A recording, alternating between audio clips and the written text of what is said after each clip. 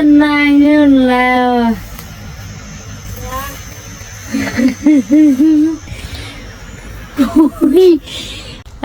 Good morning दर्शक नमस्ते सबैलाई।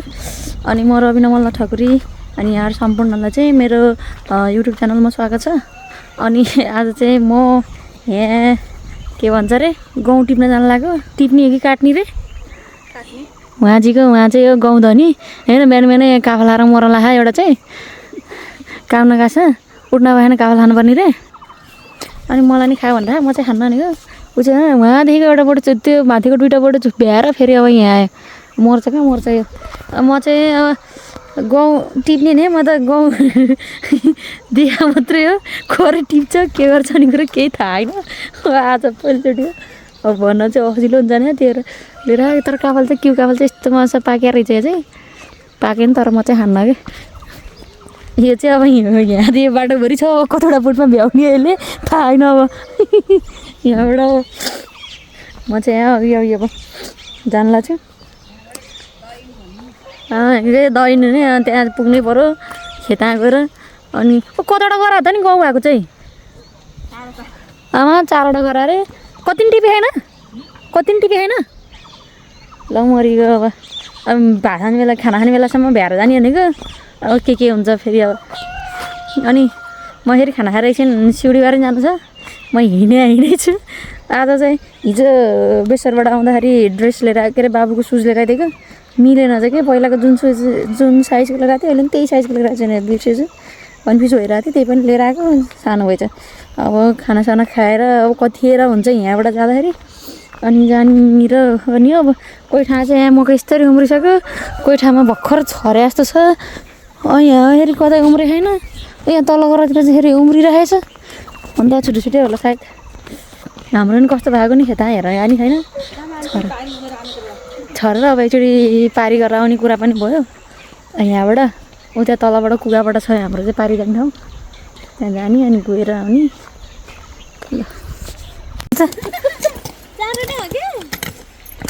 त्यो झार्छ र मरिसकेको थियो भर्खर सुरु गर्नुभयो। कस्तो खन्दा त कस्तो सजिलो लाग्छ त हजुर अरू पनि छरेन त छोड्यो। म त छोरादेखिको बल्ल आज आएको छु। यहाँ चाहिँ मकै गर्ने खेताला मकै गर्न थाल्नु भयो। कसको नि यहाँ मकै गर्नुभएको चाहिँ ए खेताला लाएर ऊ चाहिँ घर ए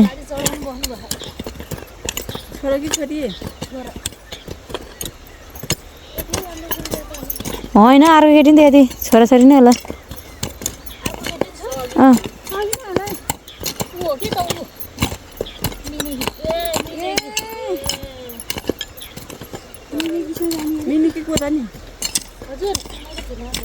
त्यहाँ चाहिँ दिदीहरूले मकै गर्नु पाएको रहेछ। हामी हेरेर मात्रै आइयो। अब आफ्नो मकैतिर जानु पऱ्यो। अब कतै भर्खर गोरु नार्दैछ जोत्नलाई होला बाटो नि कता कता थाहा छैन यार। कहाँ न तल पुग्ने वर्षै पछि धेरै वर्षपछि खेता आफ्नै पारा भने यहाँ त मकै त भइसक्कै झारै छ। आउनु नि त्यति हो कि यहाँ मलाई त पिर पो लाग्नु थाल्यो त यत्रो झारै रहेछ। आमा खेताला टन्नै लाग्छ यार यस्तो भयो नि त किन्न लाग्ने बिसजना थोरै त्यसको टाउको। तर हाम्रो त मैले 3 गते छोरा त हो 3 गते के थाहा नि त्यसै ऊ फेरि हावा तला ऊ त्यस्तो छ अरे फेरि मान्छेहरू नचम्म लाग्छ। के भयो हाम्रो त खैरनतिर त मम्मीहरू त प्रायः अरूले त पुरा यो के अरे गन्दे सन्दे फाँडेर चिटिक्क बनाएर गर्छन्। हामी चाहिँ जताततै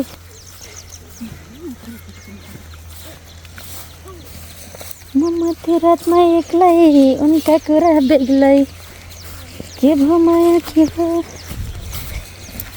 मनै उथल पुथल भयो मेरो कता गयो। ल यहाँको नि मकै त गाई त रहेछ झार आएछ। अब आफ्नो पनि त्यस्तै झारिदिँदा भयो त ल ओहो बरिलाई कस्तो ट्र्याक्टरले जति आयो अनि कस्तो बाँझो छोडेको नि कस्तो रातो नि झार नै हाम्रो नि यस्तै होला म नि जान्छु है तल आउनु यता हेरेर आमा हो झार त भनी साध्दै रहन्छ अब गोडी साध्दैन होला त यहाँ नि यस्तो रहेछ कान्छो दाइहरूको लक्ष्मीहरूको नि त्यस्तै रहेछ झार त सिङ्गै छ आउनु नि त्यो है आनु मलाई पिर लानु थालिएको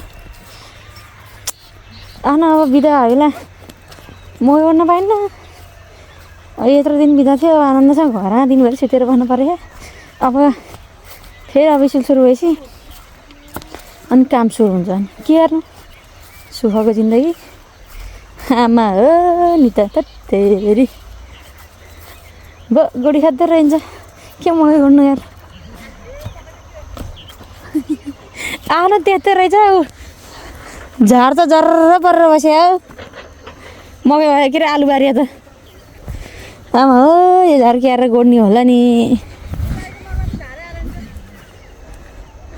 कति नै आएन आमा हो क्याएर गोड्ने हो यस्तो थेत्तेरी दिगदार लाग्यो मलाई त अनि कस्तो रिस उठ्दार हुन्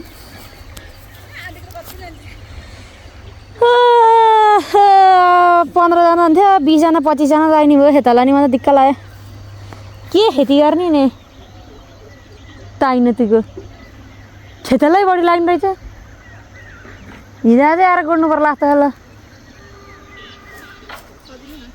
सहिलो नि त्यसको बाद चाहिँ झार कति खाने नि तर यो ट्र्याक्टरले जोतेको सहिलो हुन्छ के अर्कोले भन्दा हिजो चाहिँ गर्ने त फेरि अलिपछि झन् झ्याउने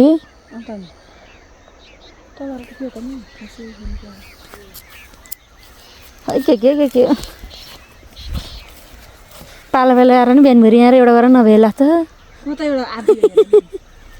आधी पनि कुनी तर खन्नलाई चाहिँ सहिलै होला त हो यस्तै जर्र पऱ्यो होइन दुबो कसरी आएको कहिले आएर कुर्ने त आमा हो छ्या झन् बिरौटा आयो त हरियै भए आमा छ्या के दुःख गर्नु के दुःख गर्ने यस्तो जग्गा खेतीलाई नि दिगदार लाउने अब झन् पानी आउने नि झन् जररै हुन्छ क्या तर यतिकै गोड्ने बेला भयो कि के भयो नि म त यार हिजो चाहिँ गोडिदिन्थेँ खिजार्ने रे ल हामी चाहिँ गहुँ काट्न आयो खाजापिना गरेर यहाँ त गाईको गोठ थियो नि त होइन ए भैँसारे अहिले ल यो गाउँ चाहिँ सरर मायाहरूको छेलपारी खट्टा गाममै गर्ने होला रहन्छ अलि ओ पानी छ यार यिनको खेता त क्यार्नी र खेतहरूको खेत माथि यस्तो दिगदार छ नि यहाँ कोखर काट्ने होला नि अब फेरि यदि उपलो गरेर हेर्दा यस्तो पानी नै पानी रहेछ हौ यहाँ कस्तो पानी मार्नु भने कहाँ हो म यस्तो मोजा सोजा लाएर मान्छे काम लागेन डिल्ली लाएर हानी हो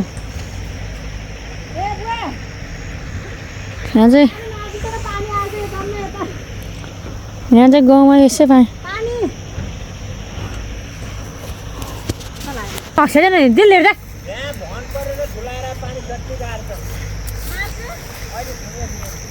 अहिले थुनेर अब यहाँ निथ्रुकै नि रोपाइँ आँख्दै भयो म त अब के चप्पल लाउनु के गर्नु र यस्तो ढापमा आएर दामी घर फर्केर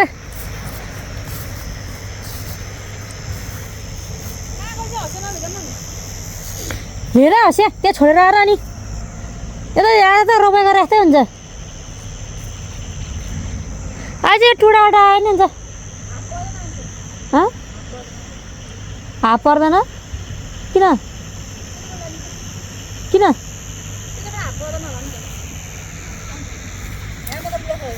ए प्रभु लुगा पनि कसरी लाएर आएछ तैँले अयो यहाँ चाहिँ रोप्ने बेला नि यति यति गर्ने घोडा आउने घोडाभन्दा माथि साप्रा आइपुग्ने अनि त्यसपछि अब गोड्ने बेला नि त्यस्तै हो काट्ने बेला नि यस्तै छ अब भएन र अहिले इन्ताका चैत माछा आएर गहुँ टिप्ने बेला धरि यो खेता चाहिँ पानी चाहिँ चुर्लुम्बुट छ गाह्रो छ मदन टक्क लाएर है मोजा चप्पल लाएर आएको मान्छे कामै लाएन पुरै सुरु भयो कटिङ ए सहिलो खुट्टा गर्दैन चप्पल फुकाल्नु पर्ने हो यो पनि सार्न पर्ने भयो मोजा लाने काम लाएन मैले ए दिगदार हैरान